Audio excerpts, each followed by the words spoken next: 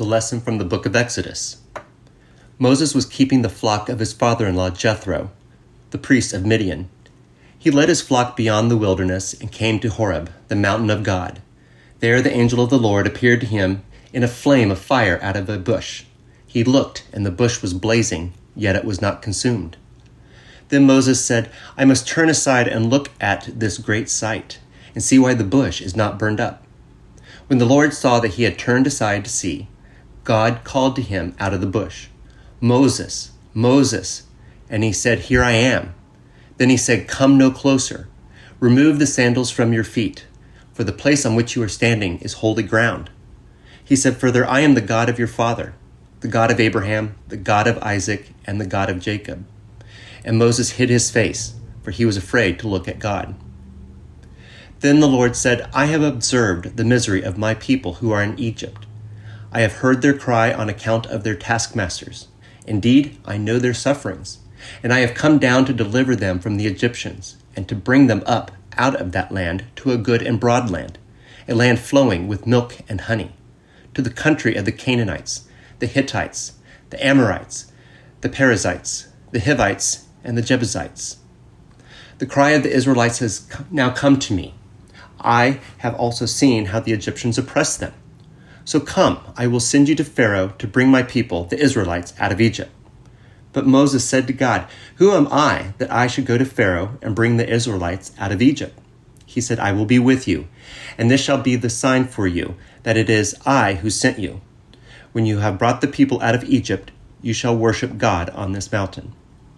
But Moses said to God, "If I come to the Israelites and say to them, 'The God of your ancestors has sent me to you,' and they ask me, 'What is his name?' what shall I say to them?" God said to Moses, "I am who I am." He said further, "Thus you shall say to the Israelites, 'I am has sent me to you.'"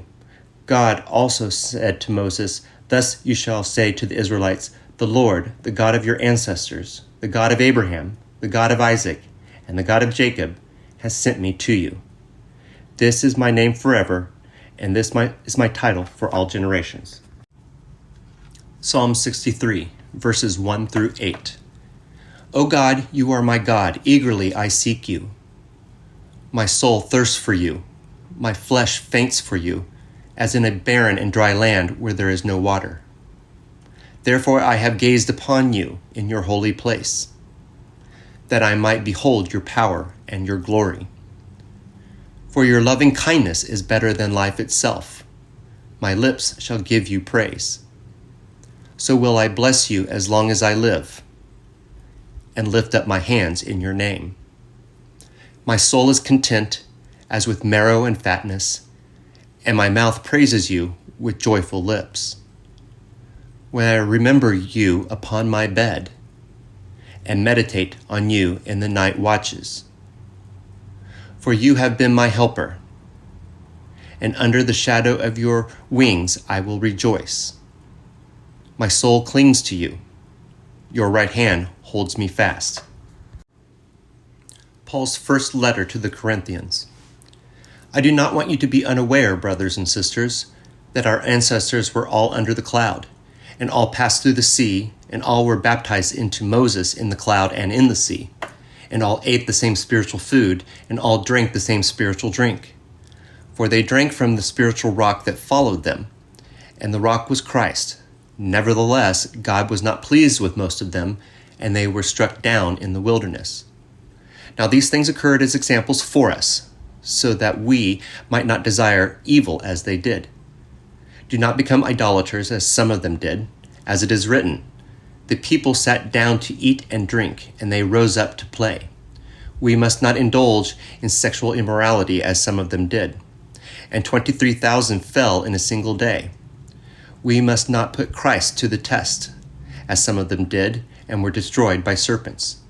And do not complain, as some of them did, and were destroyed by the destroyer. These things happened to them to serve as an example, and they were written down to instruct us, on whom the ends of the ages have come.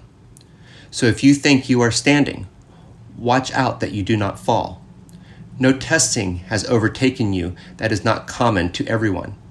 God is faithful, and he will not let you be tested beyond your strength. But with the testing, he will also provide the way out so that you may be able to endure it. The Gospel according to Luke. At the very time there were some present who told Jesus about the Galileans whose blood Pilate had mingled in their sacrifices. He asked them, "Do you think that because these Galileans suffered in this way, they were worse sinners than all other Galileans? No, I tell you, but unless you repent, you will all perish as they did. Or those 18 who were killed when the tower of Siloam fell on them. Do you think that they were worse offenders than all the others living in Jerusalem?